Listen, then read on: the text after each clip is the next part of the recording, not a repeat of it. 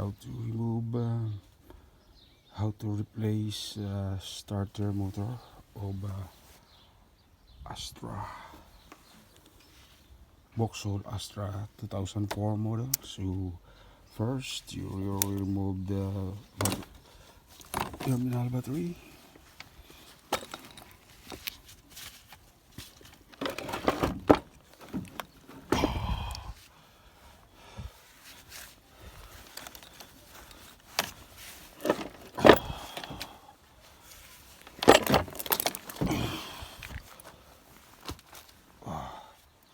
This is a 1.7 turbo diesel.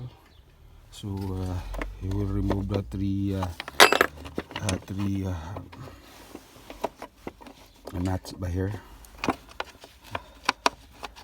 This one, and then that one. So 1, 2, and then 3. So let the battery case, and then for the bottom side there's a screw number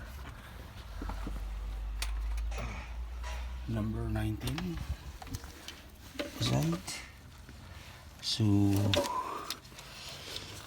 you will remove this using number 19 socket. This, so is it.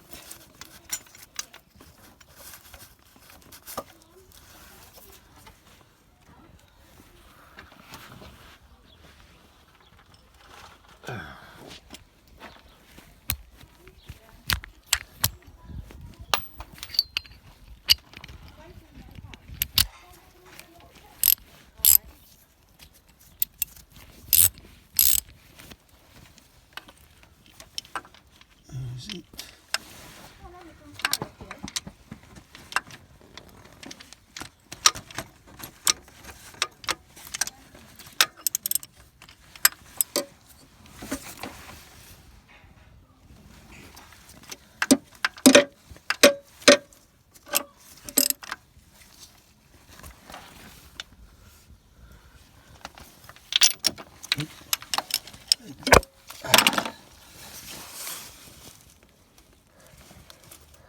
Drop my socket.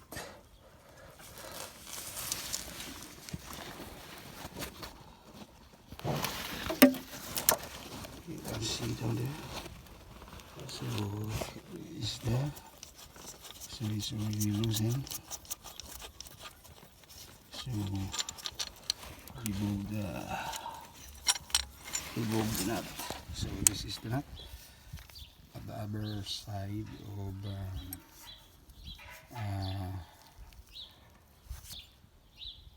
starter motor.